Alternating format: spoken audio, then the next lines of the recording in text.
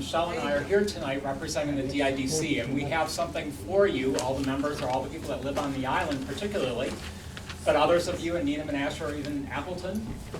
We have these beautiful window clings that we had designed for Doty Island, for Doty Islanders. And you have your choice of this larger square one or the rectangular one. These are vinyl. They go on the back window of your car. They can go on a kayak. They can go on your window on the outside of the house, wherever you want. You can place the full cling on the window, or you can just take the Doty Island part, depending on what you want. And because we're a nonprofit organization, we're not making a profit off the sale. We're selling them right now, one for $3 and two for $5. And you can pick whatever one you want. And this is the one that happens to be on the back of my car. And I love it. I've had more people ask me, where did you get that? So Michelle and I are going to be back out in the lobby area afterwards. So those of you who want one of these for your home, for your car, for your RV, I heard somebody buying one tonight for your RV. That would be great. Thank you very much.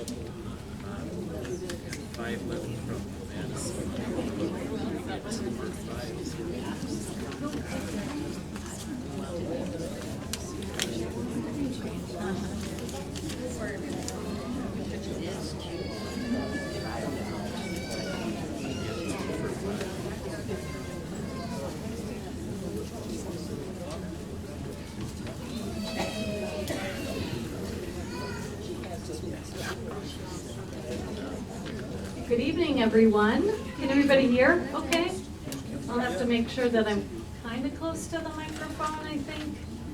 Hopefully it's picking up well. I'm Jane Lang. I'm the director of the Neenah Historical Society, and I'm presenting tonight with Kathy Humsky, who is the vice president of the Menasha Historical Society. Nick Jevney, where did he go? There he is in the back corner. Everybody say thank you to Nick Jevney, because without him, this wouldn't happen.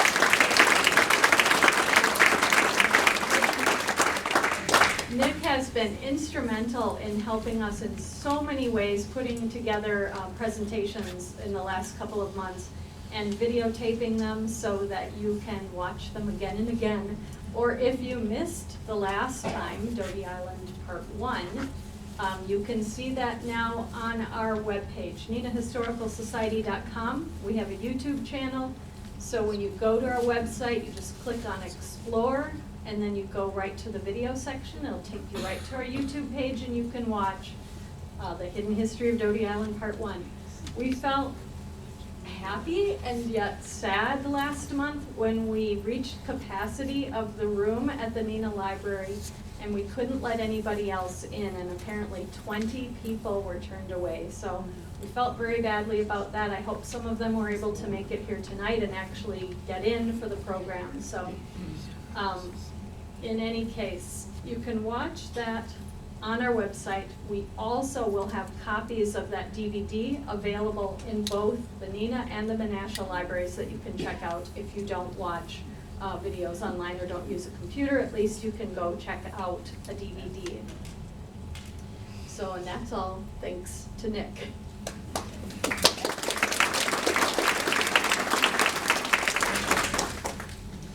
So, we got together with the Menasha Historical Society, and we love working with the Menasha Historical Society, by the way. We work together on many projects, including the Wisconsin Hometown Stories Neenah Menasha, and lots of other things, our powwow, Neenah Menasha Intertribal Powwow.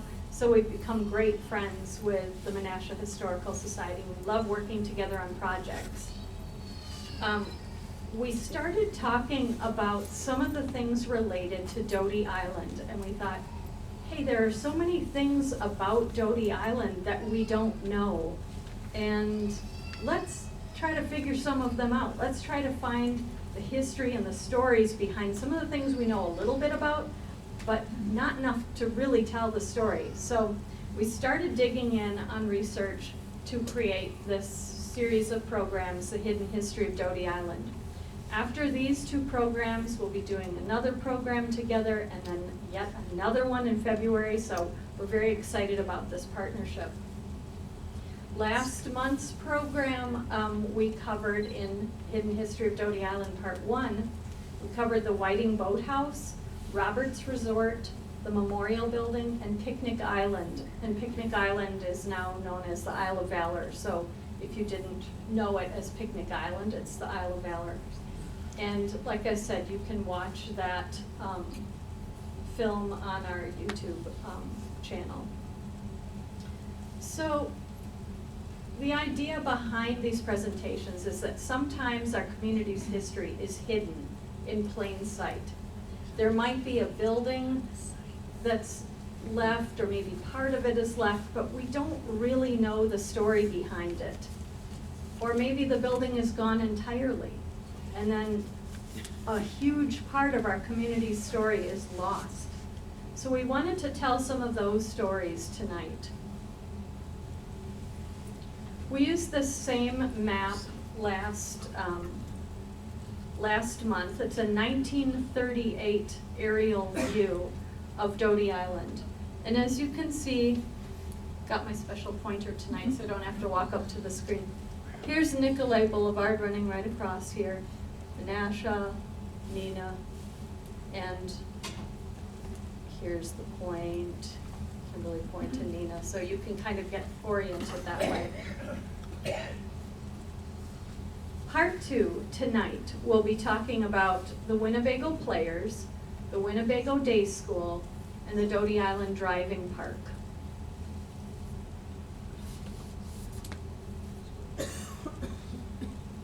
I'll be starting out with Winnebago Players. Kathy will be doing the Winnebago Day School. And we had Jeff Heimerman presenting with us last month, but suddenly his son decided that he was going to get married today, so I don't know why Jeff had to leave for that, but Jeff was not able to be here tonight. He did a lot of the research on the Doty Island Driving Park, and I'll be presenting that as best I can in his place. Probably not as well as he would have been. So, starting out with the Winnebago Players.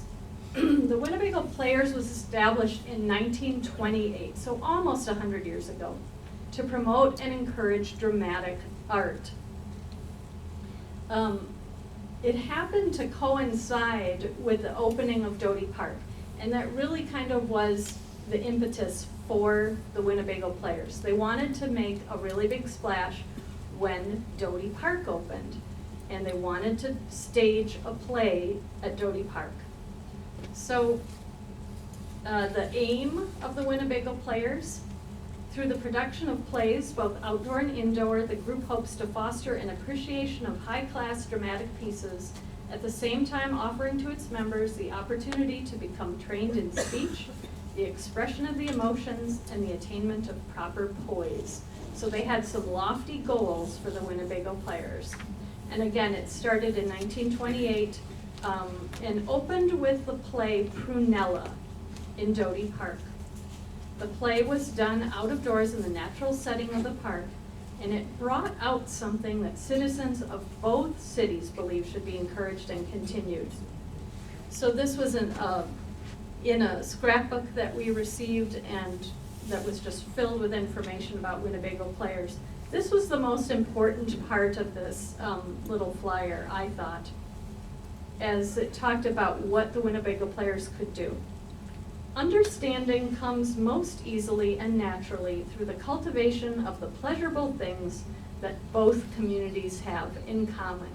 And I just thought that was such a nice sentiment that they had in forming the Winnebago Players.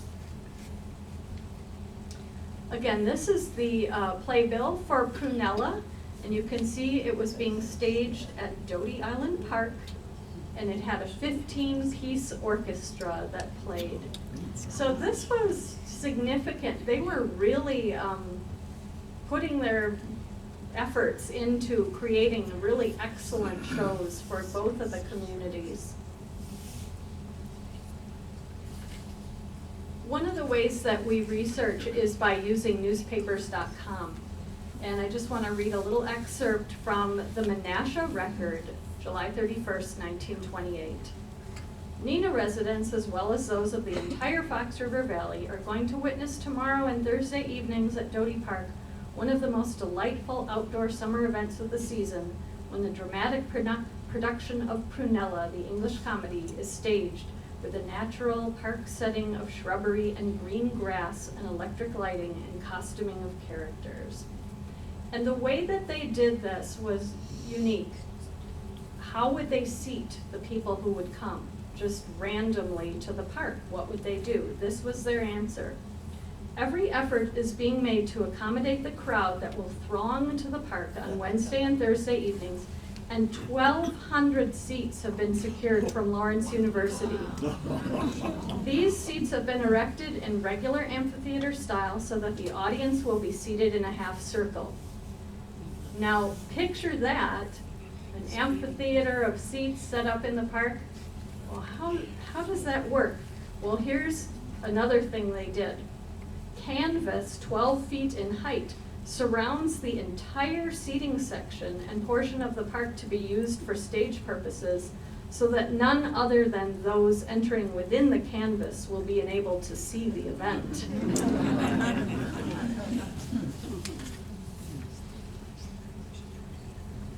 Some of the founders of the Winnebago Players are very familiar names in Neenah and Menasha. S.F. Shattuck, George Bonta Jr., Gilbert Hill, Bill Gerbrick, Bill Kellett, John Pinkerton, Theda Clark Smith, and she's the daughter of Theda Clark Peters, who died in childbirth. That's the daughter who grew up. Henry Jung, or Young as he was later known, and John Wilterding. I'm sure many of you in the audience recognize the names of the founders of the Winnebago Players. So Doty Park was the first site.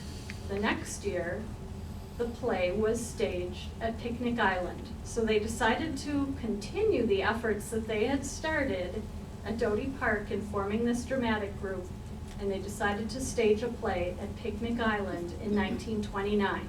So think of this. This is the summer before the famous stock market crash and the beginning of the Depression, and yet, you know, it hadn't happened yet, but that's on the horizon for these people, just to put that in perspective for time. So Smilin' Through was a very exciting event for the community, and everybody was coming together to put this on. I found an article about F.J. Sensenbrenner related to this play being put on. And it reads, through F.J. Sensenbrenner, a special invitation was issued to Governor Kohler to attend the Thursday evening production of Smilin' Through in the Menasha Park. The village of Kohler has long been known for public-spirited movements like that for which the Winnebago Players stand, and Governor Kohler's influence and leadership in his own community is the dominant reason for it. Unfortunately, Governor Kohler could not come to Smilin' Through. But he was invited. This is a current photo of where on Picnic Island the Winnebago Players held their performances. So if you were out on the Isle of Valor tomorrow and you were looking around, you might find this area, and this would correspond to where those plays were being staged.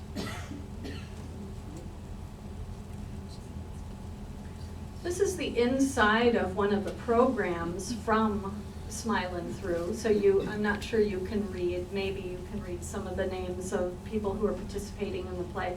Gilbert Hill was often a character in the plays. And we had the very good fortune of being able to interview Betty Hill, who was his daughter-in-law. And she came twice to the Octagon House. Nick videotaped it, and we had so much fun learning from her the history behind some of these very interesting stories of Doty Island. She was born on Doty Island, her parents were, and her grandparents, and I believe she's 92 or 93 years old, so 92, thank you. So we got some wonderful, wonderful information from Betty, along with a scrapbook that contained all of the information on the Winnebago Players. There was a tremendous amount of community pride. As I said before, surrounding these plays that were being put on.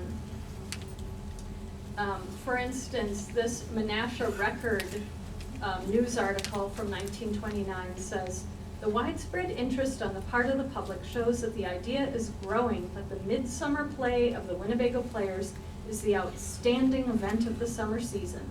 This impression will be deepened as the charm of Smilin' Through breaks upon them in Menasha Park next Wednesday and Thursday evening."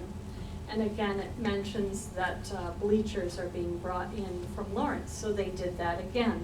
They relied on Lawrence to supply their seating for the plays. This is the set at Picnic Island, and I think this is very impressive. 1929, and we had, I'll show you in a bit, a different clip, and we were confused by it, thinking, is this an actual house? So it doesn't look like a house, but wait, it's pretty substantial for a set, and this was built right on Picnic Island. Here's a description of the play just about to be performed. Every detail for the presentation of Smilin' Through by the Winnebago Players Wednesday and Thursday evening at Menasha Park have been completed. The little cottage surrounded by a stone wall and old-fashioned garden was built Saturday. They were amazing back then. Built Saturday on the outdoor stage. The lighting effects have been installed and costumes have been ordered. Arrangements have been made by the Wisconsin-Michigan Power and Light Company to run buses to and from the open-air theater on both evenings, leaving its station on East Wisconsin Ave before the performance and returning immediately after. Yet another picture. This is also out of that scrapbook. When we read newspaper articles from the past, it always strikes me how flowery and elegant everything sounds. And I just wanted to read another account or description of Smilin' Through for you. Smilin' Through brings a tender, optimistic message which runs like a thread of gold through a love story which has never had its equal in sweetness and power on any stage. That would probably get everybody there to see it, so that was their goal. Another scene. This is a proclamation that was issued, and this appeared in the Neenah News Record, July 29th, 1929. Inasmuch as the play Smilin' Through, to be presented Wednesday and Thursday evenings, July 31st and August 1st in Menasha City Park, the Winnebago Players, promises to be an entertainment of outstanding merit, and inasmuch as the undertaking is a distinctly community enterprise and one deserving of unlimited support, therefore I, George E. Sandy, Mayor of the City of Neenah, urge all citizens to attend at least one of the performances with the personal assurance to them that they will be well repaid. This is the part I thought was funny. The fact that the play is to be presented in Menasha this year should induce our citizens to enter into friendly competition with those of Menasha to see if we cannot have a greater number in the audience than does our sister city. So that competition just never ends. There's another scene. So the next year, 1930, now it is the Depression, or the beginnings of the Depression, and the Winnebago Players moves back to Doty Park to stage this year's play, and it's Pomander Walk. And this is the set that they built. This isn't a great photo, but you kind of get a sense of how large it was and how significant a structure was built for this play. And now I'm going to give you a little preview of next month's program. Next month we'll be doing a movie night program. Again, Nick Jevney has digitized many films that have been donated to us, and we've put them together in a program that will present in November, on November 21st at the Neenah Library, and you'll be able to see just really interesting film clips of Neenah from the 1920s up to the 1950s. So this, let me see how I can get it to play. This is the set of Pomander Walk. And before I start, I really don't think these people had any direction from whomever was filming this other than walk in and out of the doors of the set and look like you're enjoying it. So that's pretty much what we got. Where did my cursor go? Come on. Is it not gonna play? Whoops. Maybe it's not going to play. I apologize. I should have brought my other computer. You'll show it to us on the 21st, right? I definitely will show it to you on the 21st, so come back for that. Sorry about that. I think it has to do with the computer that I loaded this program onto. I apologize. So, the Winnebago Players shows over the years, Prunella, Smilin' Through, Pomander Walk, Rip Van Winkle, and you can see on the slide where they were being staged. Doty Park, Picnic Island, Doty Park, Picnic Island, back and forth, Neenah, Menasha, and then in the later years they started to switch over to Menasha Outdoor Theater, and that was at Smith Park on the end opposite from Memorial Building. So where will the next one on the 21st be, in Neenah or Yes, Menasha? in Neenah, yes. Neenah, Menasha, back to Neenah, just like this. So what happened after that? I was kind of confused about, well, all these plays were being staged, and then all of a sudden it stopped, and I couldn't figure out what had happened to the Winnebago Players. But then I came across a little article about the history of the Winnebago Players and what happened. And I thought this was actually pretty poignant. So I'll just read a little bit from it. But many do recall the fun, work, and the hellish scurry. And more of you remember those annual summer outdoor performances in the Menasha Park and Doty Park. There was Gilbert Hill, Ruth Dekoff, Harry Oakes, Henry Young, Ed Sonnenberg, Ted Larson, Howard Adderhold, Russ Spoor. What cherished times those spark pluggers remind us of. Add to your thoughts Bill Kellett, Ruth Gilbert, Stu Thompson, Bill Gerbrick, and all the other former players. Remember that big night in August 1928? It was Prunella, then came Smilin' Through in 1929, Pomander Walk, Rip Van Winkle, etc., reading through the names of their plays. And that last show, Dinner at 8, at the Menasha High School in 1938. Then the curtain dropped for a long time. The scene changed and all our energies concentrated on that guy Hitler. So that's what happened.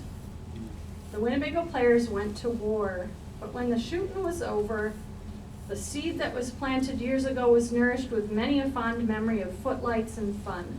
And now tonight the curtain rises again. It has been a long wait.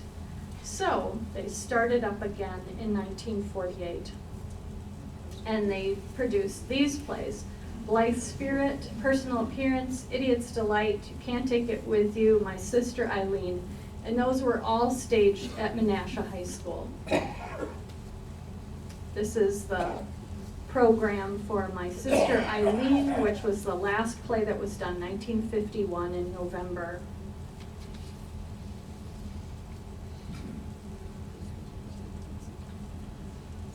What I think was really unique about the Winnebago Players and all the effort that they put in starting almost 100 years ago is that their legacy lives on today.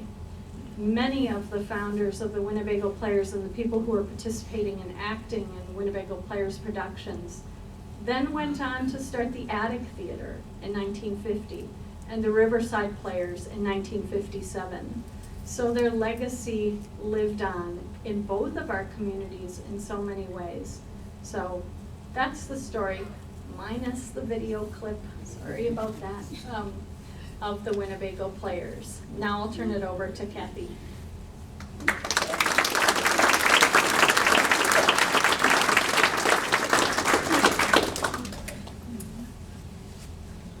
Winnebago Day School. How many of you have ever seen the Winnebago Day School? Okay, a few of you. Well, I just want to start out by saying that when we decide on a topic for a program, we have a lot of sources to go to. But our best source, I think, is interviewing people who lived during the time, who can tell us their own personal stories. So we have spoken to people in their 80s and 90s, and actually 3 gentlemen over 100 years old who have incredible memories. It's just unbelievable. I'm so impressed by those memories and also the fact that they're willing to share their stories.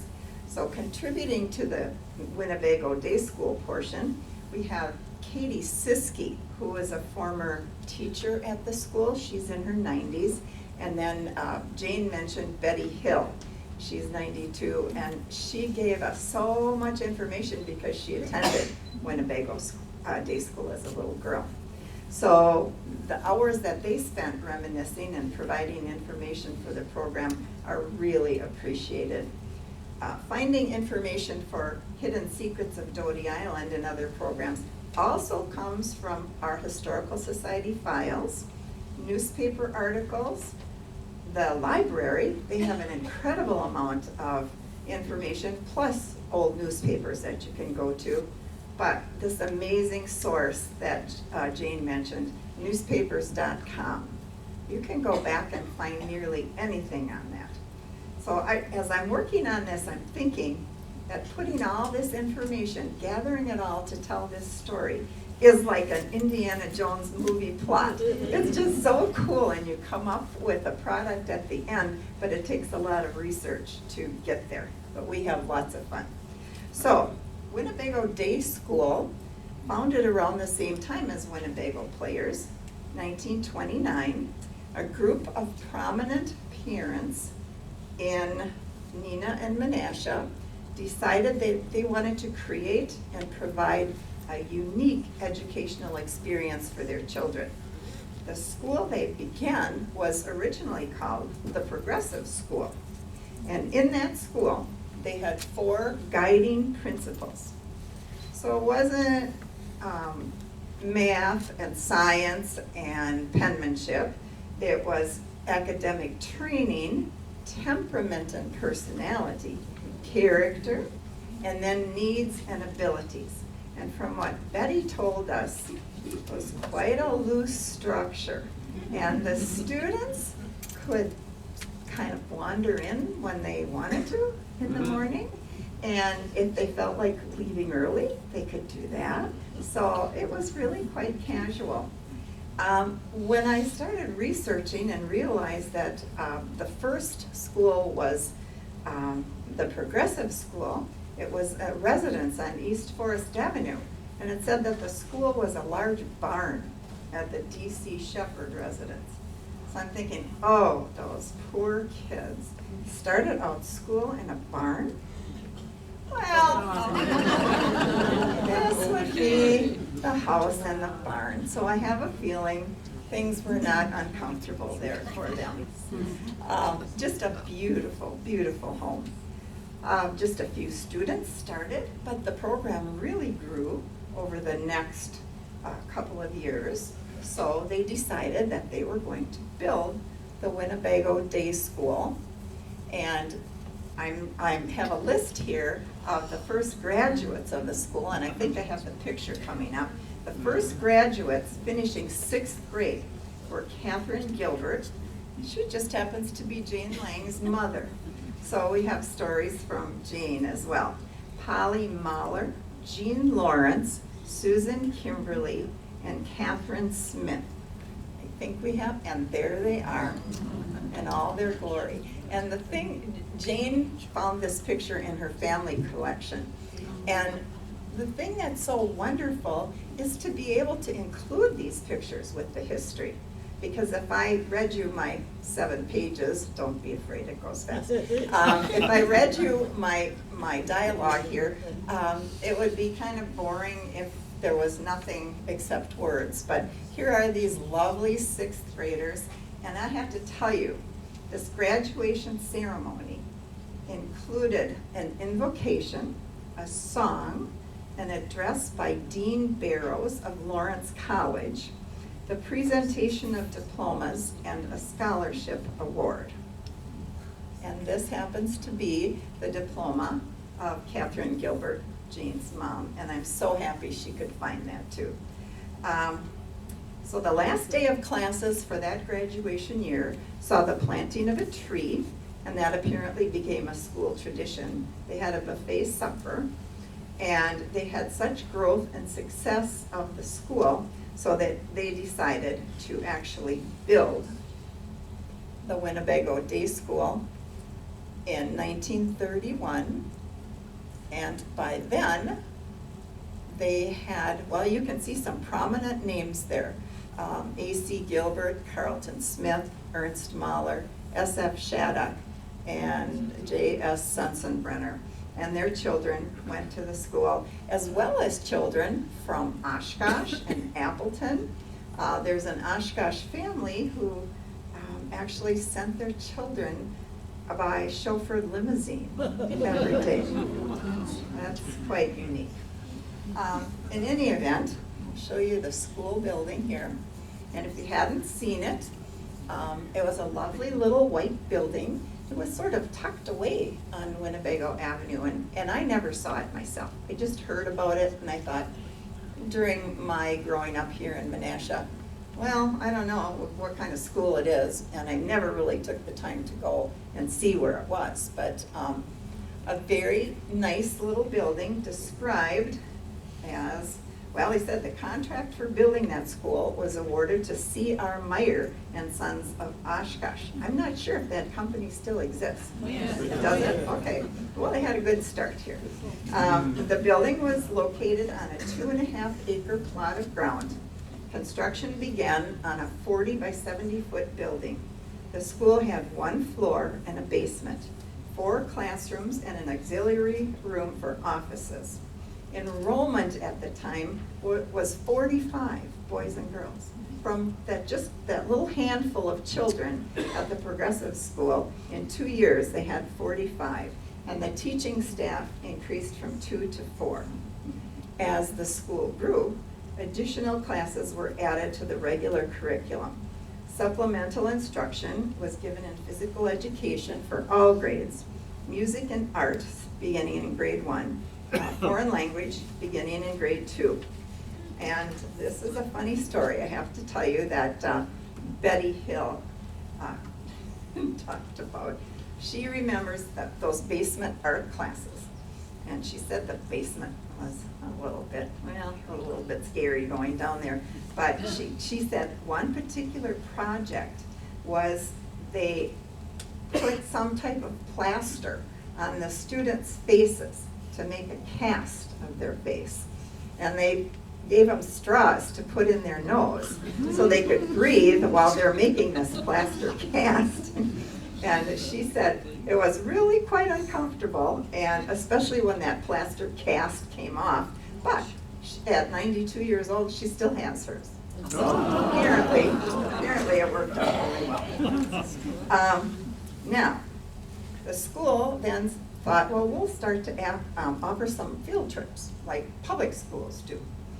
Although back in 1931, I don't know if our public schools here, Jefferson was here, Nicolay was here, Budimore, I don't know if they were offering field trips, but I'm going to look that up.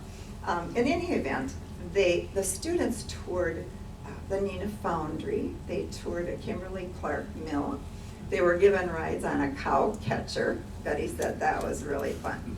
But their most significant trip was to the Neenah Railroad Depot. Invited by the Neenah Tuesday Club, Amelia Earhart arrived at the depot. And judging from that sound, I'd say most of you did not know that. Nor did we until a few months ago. I didn't anyway. I'm sure Jane did. Amelia was on a tour to raise money for her trip to fly across the Atlantic. So when we're talking about films, our Historical Society owns a clip of Miss Earhart walking along the sidewalk after she stepped off the train. She's accompanied by many people, including children from the Winnebago Day School. Betty Hill was one of those children. She walked alongside of Miss Earhart, along with Jane Lang's mother, Catherine Gilbert. The children distinctly remember the beautiful fur coat that Amelia was wearing, and I'm thinking that must have been quite a thrill for those children. On a side note, I want to mention that a fellow by the name of Greg Lesher gave our Historical Society over 80 8mm films, including the one that I just described with Amelia Earhart. Greg's family owned and operated the Lesher hardware store in Menasha that was built over 100 years ago at the corner of Main and Racine. And you may be familiar with what's housed there now, and that's Club Liquor. So that was the Lesher store.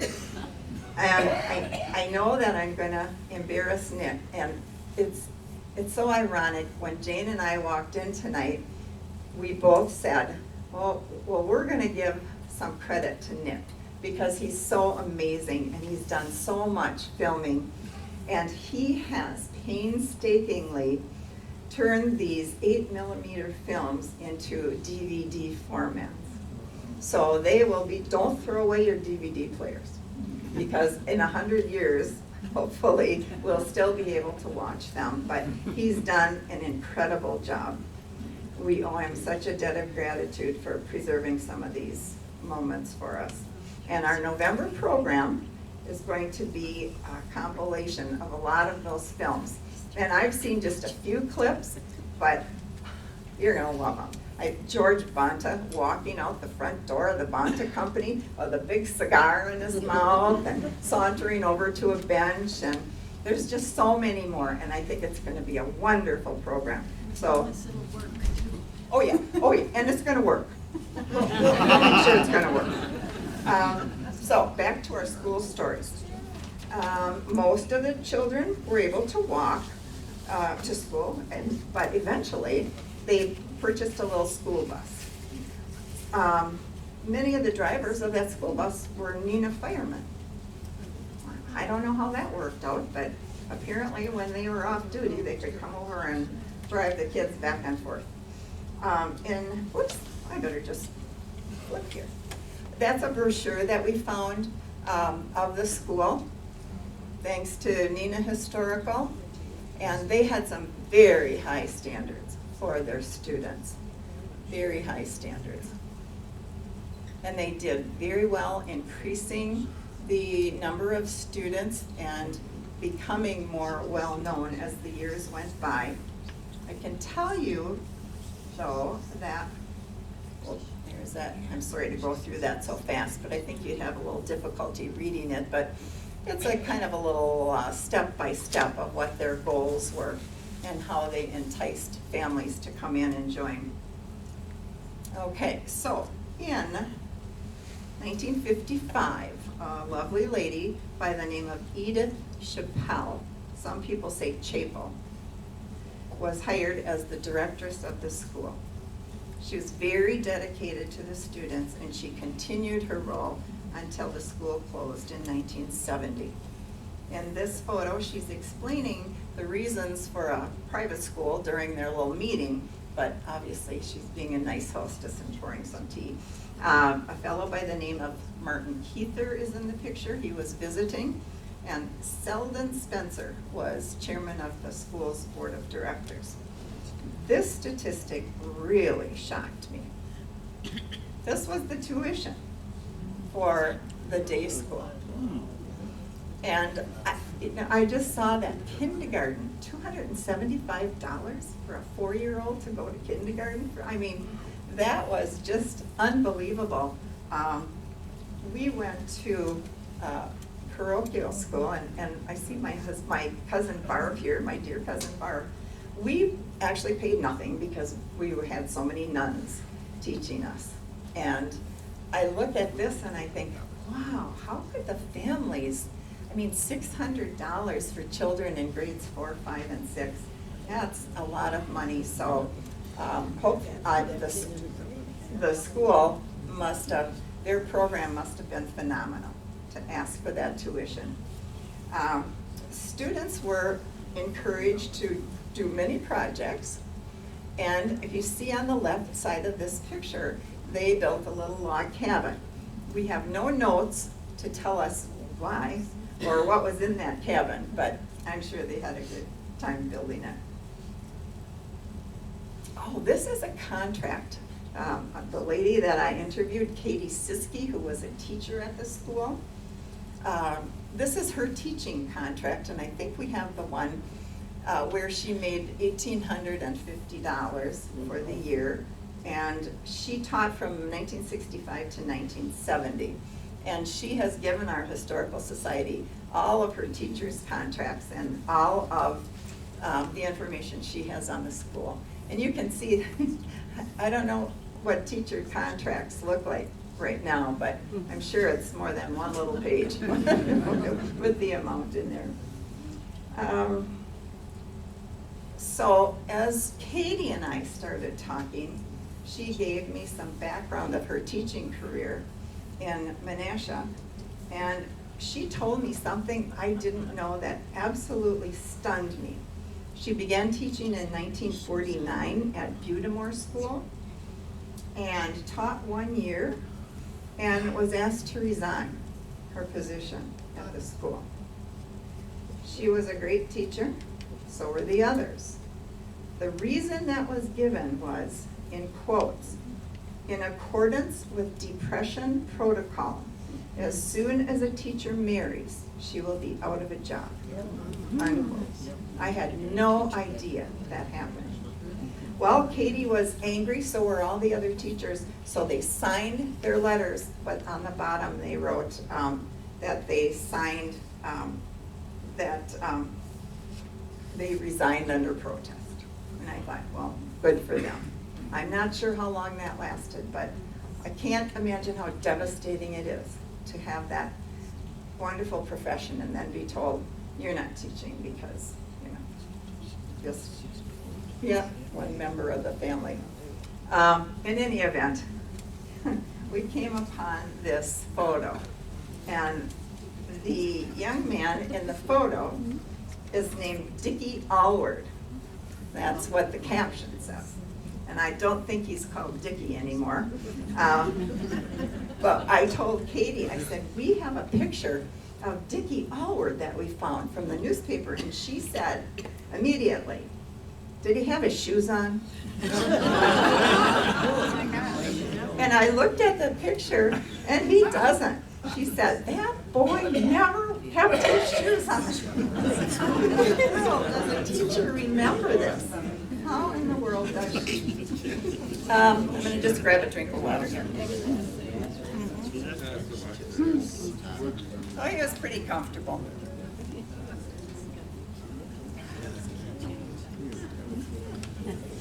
So, she also talked about show and tell. And I think they still have show and tell in kindergarten, but they did their show and tell around a piano first thing in the morning for the kindergarten students. And one day, she said, a mom came frantically through the front door and got to her little boy in the circle and sort of bent down and whispered, and he reached in his pocket, and she said he pulled out the most beautiful diamond ring she had ever seen. And the little boy started to cry, and mom said, go ahead and show this and tell the students, and then we're going home. So I think she and mom, the boy and mom had quite a talk after that. Let's see here. Oh, do you know, I put this picture in, and I cannot recognize the names from some of the students that went to the school. Oh, I can read it on the screen. Thank you, James. Let's see, this is from 1967, so we're moving right along in time. Names you'll recognize: Asma, Cola Parker, Jensen Buchanan. Does that sound familiar to you, Jensen Buchanan? She ended up going to Hollywood, and I think she starred in 3 or 4 different soap operas. Let's see, well, we have John Sensenbrenner, John Koskinen, that was kindergarten. And let's see, who do we have 2nd grade? Oh, there's Dickie Allward again, 2nd grade. Also Ann Sensenbrenner, let's see, Peter Johnson. Really, students from very prominent families, very lucky to attend this school. Well, unfortunately, and moving right along, in 1970, the school census had decreased and the school building needed quite a few repairs. So they had to make the very difficult decision to close the school. I found an article in the Post-Crescent in March of 1970 that states, "The school is small, but not the warm feeling toward it by teachers, students, and parents. At the end of the school, however, the small classes, the programs, the dedication, and the sentiment toward Winnebago Day School will become memories. After 40 years of operation, the private school will close its doors." Now, as a lovely memento of their dedication, the staff was gifted with beautiful paintings of the building, and the artist was Henry Young, who is a very prominent artist. I think Jane mentioned him as well. And Mrs. Siskey is in the middle, receiving her painting. And the way we met was Katie Siskey called our museum and said, "I have a painting, do you want it?" And how wonderful that we were just in the process of telling this story, and she came up and gave us this picture. And that's what it looks like. Just beautiful. So we have that at our Historical Society.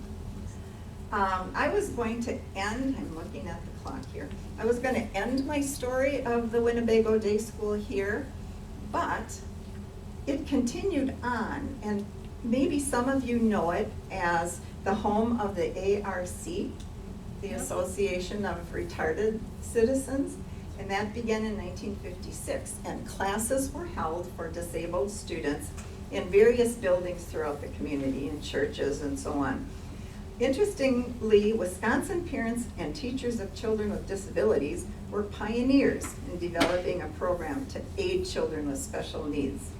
Since the disabled children could not attend public schools, and this is 1956, they either had to be kept at home or institutionalized. Education in the state of Wisconsin was deemed rather progressive because of the actions and organizations of some of these parents and teachers. So the Winnebago Day School became home to an early intervention program for children from birth to 3 years of age with potential disabilities. And they offered services there, including physical therapy and speech therapy, and it had to be a wonderful thing for parents and a way to send their children to become used to being educated. And then in 1975, the federal government passed the IDEA Act, IDEA, and it became law. And that's an acronym for Individuals with Disabilities Education Act. And following the passage of that act, disabled children were allowed for the very first time to attend public schools and receive a free and appropriate public education. So although the Winnebago Day School has closed, the Winnebago County ARC merged with Outagamie County, and they became ARC of the Fox Cities. All the services that were provided here moved to Appleton, and they were in close proximity of the bus station. So I just wanted you to know that that organization still exists today. I have a dear friend whose daughter belongs, and they serve the needs of children and adults with disabilities. They've changed their name to SOAR, S-O-A-R, and I don't think that's an acronym. They just like the idea of SOAR, and I do too. Both children and adults are able to enjoy activities provided by SOAR, including bowling and dances and summer camp opportunities and so on.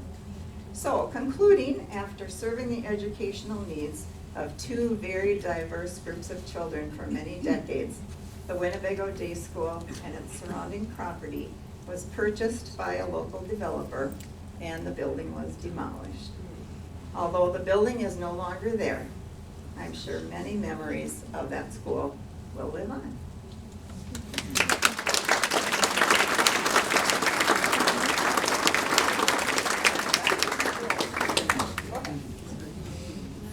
Okay, all right. We're going to be going, I just wanted to add something about the Winnebago Day School. Sure. My brother, David Seidel, attended there in the 1960s. He had Down syndrome. He was a person with disabilities. And I have photos of that. If you're interested. I have many we'd photos. love to So, have them. Yes. Yeah, and it was tremendous. I think he was not age 3. They were older Oh, children. yes, yes. I think he was like in 6th grade. He would have been 6th grade age when they actually started there. And Marion and Nate Wada's son Bob was my brother David's best friend. Oh, So, wonderful, yeah, wonderful. it was an awesome It was. place. Yes. thanks for sharing. Someone has their hand. What was the street address of the Winnebago? 375 Winnebago Avenue. We're gonna go back in time a little bit now and talk about the driving park, the Doty Island Driving Park. Has anybody ever heard of the Doty Island Driving Park? Some people have, but many people have not ever even heard of the Doty Island Driving Park. Like I said, Jeff Heimerman did a lot of the research on this topic. I'll do my best with presenting it to you. The first attempt to organize a driving park in Neenah and Menasha was in 1868, so a long, long time ago. A number of prominent people from Neenah and Menasha tried to come together, organize the Doty Island Driving Park, and their goal was to raise $15,000.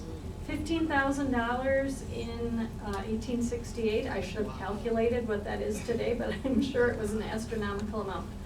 Needless to say, they failed in their attempts to raise that amount of money, but the idea persisted. And in 1879, another group of investors from Neenah and Menasha actually did form the Doty Island Driving Park. They had the same mission, which was to bring together people to view horse racing. And that was a very exciting and it was prosperous for some people, I think, who were racing their horses. Just a fun, entertaining thing for the community to participate in. So the board for the Doty Island Driving Park consisted of C.S. Felton, F.C. Shattuck, and F.C. Shattuck was one of the 4 founders of Kimberly and Clark Corporation. He was the father of S.F. Shattuck. G.W. Dodge, ex-Neenah Mayor Kruger, Miles Wheeler, and John Roberts of the Roberts Resort.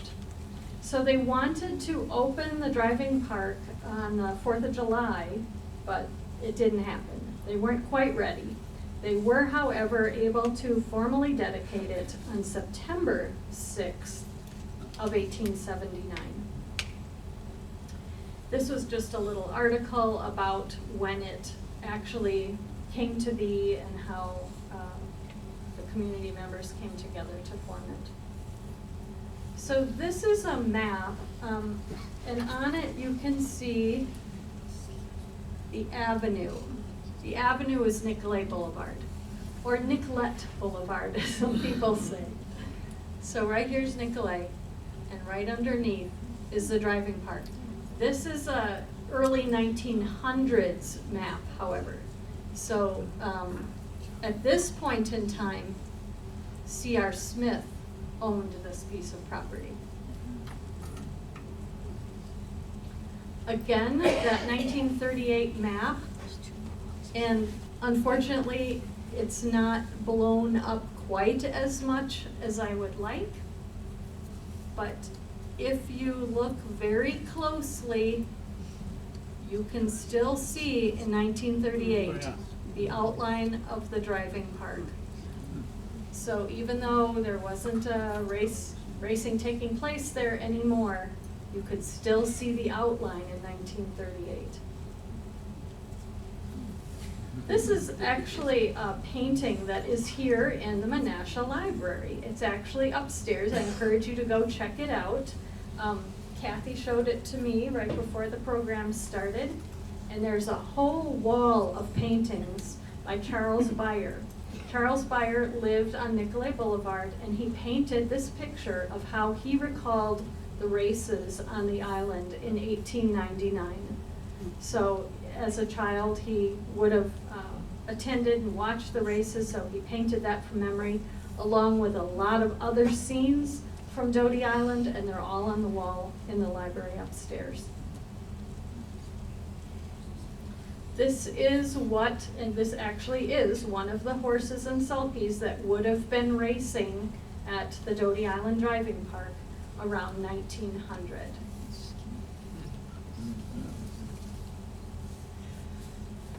So, when the driving park actually first opened, this was an article that appeared in the 1879 Saturday Evening Press for Menasha.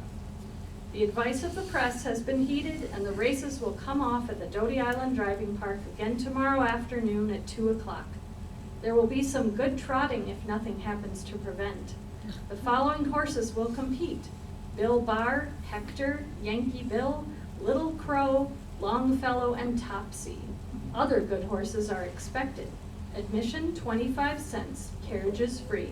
You better do your dinner dishes early and go.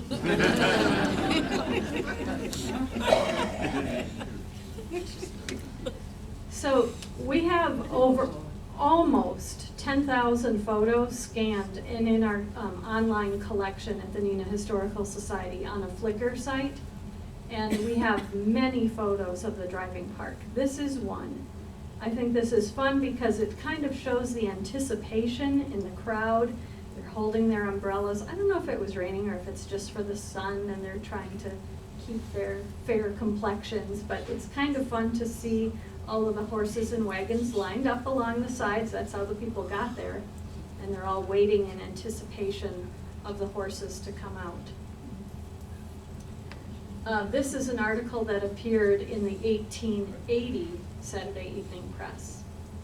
Bills are out announcing a series of trotting and running races at the driving park on Wednesday and Thursday of next week. These are expected to be the finest races of the season, and $300 in purses are offered. Horses from all parts of the country will participate, and some fine exhibitions of speed are assured. Let everybody turn out and patronize the best races of the season. Admission 25 cents, carriages free. Remember the dates, October 13th and 14th. That was almost 139 years ago. Kind of looks like a fun time, doesn't it?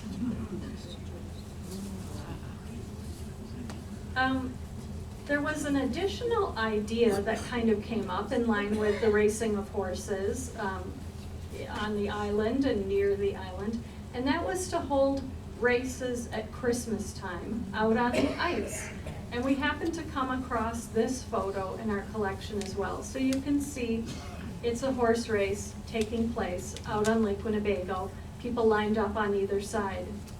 The article that we found related to this was from 1898, December 17th. There is a move on afoot among the horsemen of Neenah, Menasha, and Appleton to get up races to take place on Christmas days. And I wondered what that meant. Does that mean they celebrated Christmas on more than one day? Maybe it's a whole holiday season they're talking about. The races are almost an assured future event, and it only remains for the promoters to decide upon a place on which to pull off the sport. The Appleton horsemen are for having the races occur on the ice near the beach house. I think they're talking about Brighton Beach as being a halfway point. But the Neenah and Menasha contingent advocates a course off the island driving park, as it affords stable accommodations for the horses before and after the races. The races will most probably take place, and they will furnish some rare sport.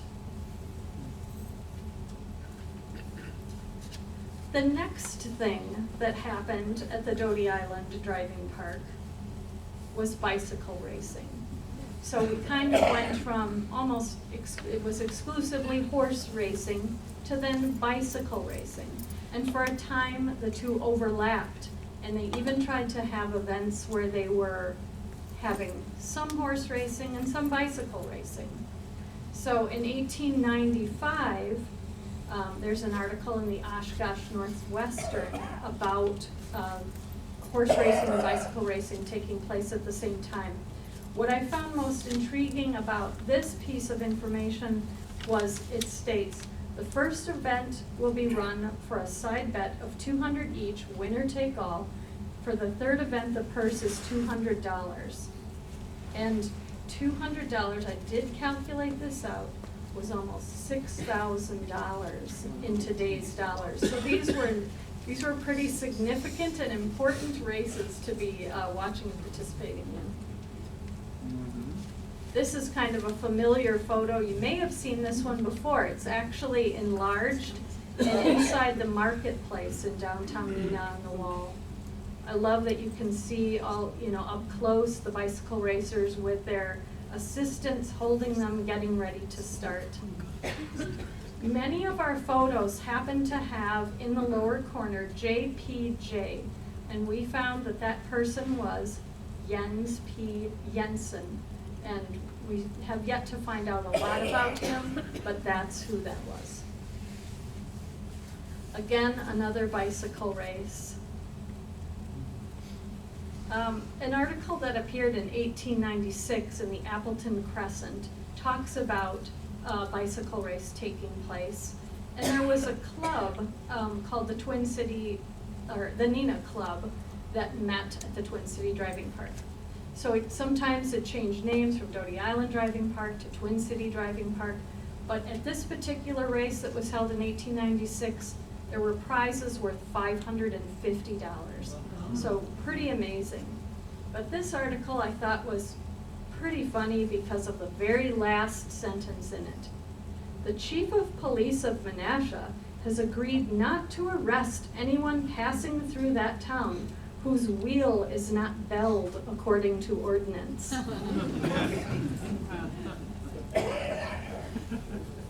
Other things took place at the driving park as well, and actually the name Mott and Wada have already come up tonight. We have a lot of photos in our Mott Wada collection, and this particular photo was at the driving park on Doty Island, and you can see the driving park was used just recreationally as well, as just a park space. So here's a group of people relaxing. They maybe rode their bikes there. Somebody's playing a trumpet. They're maybe having a picnic. There's a hammock hanging that almost looks like modern times with the way people hang hammocks now in parks. Another thing that took place at the Doty Island Driving Park was camping. So people would come in large groups to camp.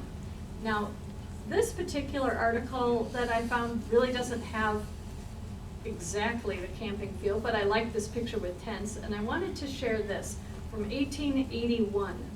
This was also in the Oshkosh Northwestern. In June 16th, the camp meeting of the Seventh-day Adventists opened last evening at Doty Island Driving Park. There was a large attendance. They held their meetings in 2 large center pole canvas tents. The Reverend G.I. Butler preached, who is one of their big guns. I thought that was kind of interesting. So the Doty Island Driving Park was used for a wide variety of different recreational events and group gatherings and things. Here's another picture of a group. This might also be in the Mott Wada collection. And strangely enough, there's another person playing a trumpet. So that's kind of a recurring theme in some of these pictures. More camping photos. So I'm not sure how it worked, if you could just randomly come out to the driving park and set up your tents and camp for the weekend, or if you had to ask permission, but it seems like a lot of camping and recreating was going on. And finally, we have this photo. I thought this was fun. Group out at the Doty Island Driving Park, and you can see the lake in the background, and that's, you remember where the driving park was, right on the lake shore there. And they just look like a group enjoying themselves. What happened then in 1900, according to an article that appeared in the Neenah Daily Times, is Charles R. Smith has bought the Island Driving Park, a fine tract of 15 or 16 acres located at the head of Doty Island and with a lake frontage on Winnebago of 1/4 of a mile or so. The sale may prove of great significance to this city and Menasha, and while no definite plans are yet evident, there's a possibility that an elaborate summer hotel may be built on the property, which is especially adapted for such an enterprise. Well, that didn't happen, but I can fill you in on what did happen. Charles Smith bought that property, and his son built a house on that property deep in the woods of where the original driving park was. So that home was built before, now I always fail to pronounce this correctly, so correct me if I'm wrong, Bulo, how do you pronounce that street name? Bolio Road. Maury Smith Jr., or Maury Smith, yeah, Jr. or Senior actually built his home there. And also, the Kativer Court was named after Maury Smith's wife, Catherine Ives, or Kitty Ives, Kativer Court. So just a little bit of trivia there. So that was kind of the end of the story of the driving park. But as is the case with so many of our stories, the story of the driving park and its significance to the area was mostly lost or hidden.